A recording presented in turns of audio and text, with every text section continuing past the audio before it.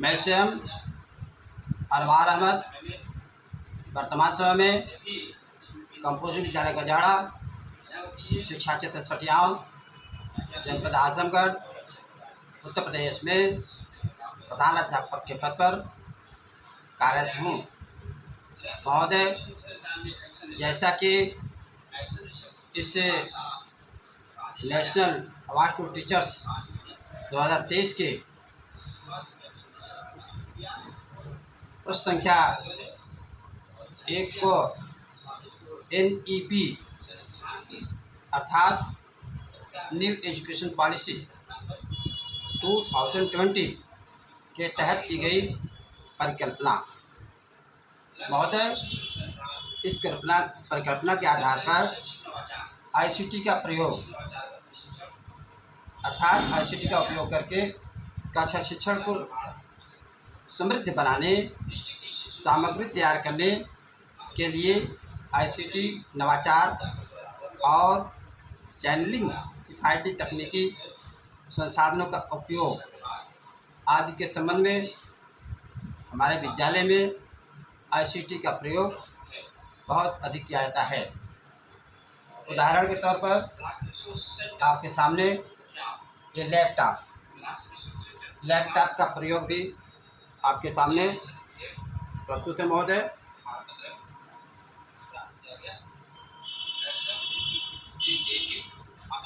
बच्चों के साथ लैपटॉप के माध्यम से हर चीज़ बताई जाती है, सभी शिक्षण विधियाँ बताई जाती है। शिक्षण विधियों के माध्यम से कक्षा शिक्षण किया जाता है और लैपटॉप ही नहीं, जितने भी ICT के टूल्स की आवश्यकता पड़ती है सबका प्रयोग किया जाता है।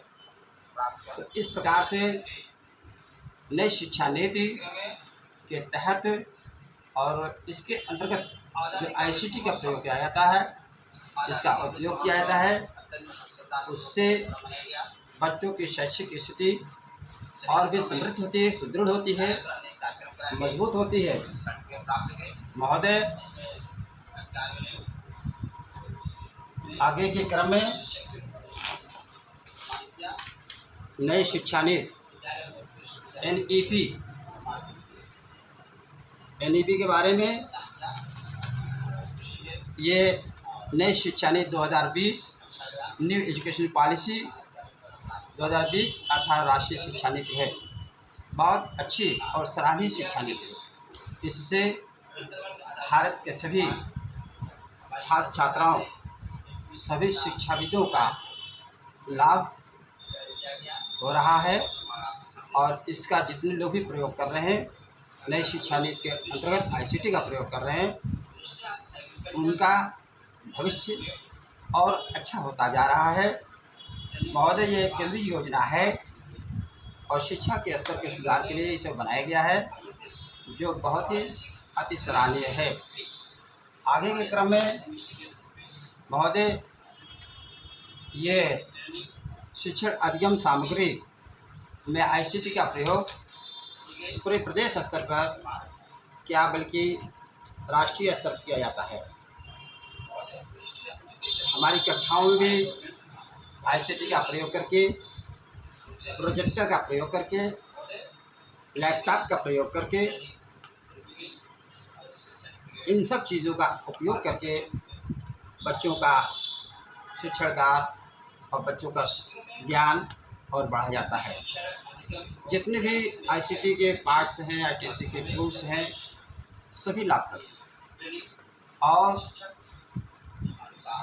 जितने भी प्रोजेक्टर से लगाए, लैपटॉप से लगाए, मोबाइल तक, ब्लूटूथ तक, ब्लूटूथ स्पीकर तक, माइक तक, जितने भी चीज़ों का आज के इस माहौल में उपयोग किया जाता है, सबका अच्छा रिस्पांस मिलता है। बच्चे बड़े ही रुचिकर ढंग से सीखते हैं। हमारे विद्यालय में तो इसके लिए बच्चों की छात्र संख्या भी बढ़ी हुई है, नामांकन भी बढ़ा हुआ है।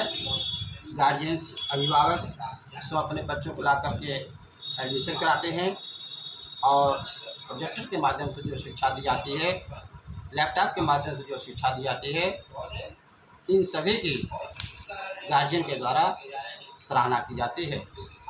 महोदय, आगे के क्रम में यह आपके सामने प्रस्तुत है नई शिक्षा नीति के बारे में बताया गया है। भारत की नई शिक्षा नीति 2020, इसका पूरा विवरण दिया गया है। मानव संसाधन मंत्रालय के अंतर्गत शिक्षा नीति को चलाया जाता था, लेकिन नई शिक्षा नीति 2020 लागू होने के बाद इस मंत्रालय के नाम को बदलकर शिक्षा मंत्रालय कर दिया गया। यह नीति उच्च शिक्षा को अपनी भाषा में पढ़ने की स्वतंत्रता देने के साथ ही बच्चों को कला और खेल कूद के क्षेत्र में बढ़ावा देती है। नीति के अंतर्गत सरकार के द्वारा कई महत्वपूर्ण लक्ष्य निर्धारित किए गए हैं, जिसमें वर्ष 2030 तक सकल नामांकन अनुपात, ग्रास एनरोलमेंट रेशियो GER को 100% 100% तक लाना शामिल है। शिक्षा के क्षेत्र पर राज्य सरकार की मदद से GDP का 6% हिस्सा व्यय करने का लक्ष्य भी निर्धारित किया गया है। नई शिक्षा नीति 2020 के अंतर्गत शैक्षणिक संरचना को 5+3+3+4 में डिज़ाइन किया गया है। इसके आगे हम बताना चाह रहे हैं महोदय कि ये शिक्षा नीति 2020 के अंतर्गत जो प्रमुख बिंदु हैं वो 5+3+3+4 सिस्टम स्टेज इन हम आपके सामने प्रस्तुत कर रहे हैं। देखिए, पहला स्टेज है फाउंडेशन स्टेज, दूसरा 3 लिखा हुआ है प्रिपरेटरी स्टेज, तीसरा होता है मिडिल स्टेज और चौथा होता है सेकेंडरी स्टेज। ये 4 स्टेज हैं महोदय, और चारों में आपको बताने की क्या जरूरत है। आप लोग तो खुद ही समुद्र ज्ञान के भंडार हैं और सभी आप लोगों को नॉलेज है, जानकारी है। हाँ, थोड़ा बहुत जो अध्ययन सामने आती है, बात अध्ययन किया जाता है। पढ़ने लिखने के बाद बच्चों को बताते समय हम लोग की एकादशी बनी रहती है, तो बच्चों को बताते हैं। इसी तरह से हम आप लोगों के सामने भी प्रस्तुत कर दे रहे हैं। और आगे के क्रम में कंटेंट्स, इसके अनेक कंटेंट्स भी हैं जो आपके सामने प्रस्तुत किया जा रहा है। ये कंटेंट्स बड़े लाभप्रद हैं। इसके साथ ही साथ तमाम लिंक्स भी हैं नई शिक्षा नीति के, जिसका हमें लाभ मिलता है। जितने लोग इसका सदुपयोग करते हैं सभी लाभान्वित होते हैं। तो इस प्रकार से नई शिक्षा नीति भारत सरकार की एक अच्छी शिक्षा नीति है, जो सभी छात्र छात्राओं, सभी विद्यार्थियों, सभी शिक्षाविदों, सभी बुद्धिजीवियों के लिए लाभप्रद है और बहुत ही अच्छी है। इसका उपयोग करके, इसका पालन करके, इसके नियमों को अच्छे प्रकार से अपने जीवन में, अपने माहौल में उसको सदुपयोग करके जब हम आगे बढ़ते हैं तो निश्चित रूप से इसका लाभ दिखाई देता है, स्पष्ट होता है।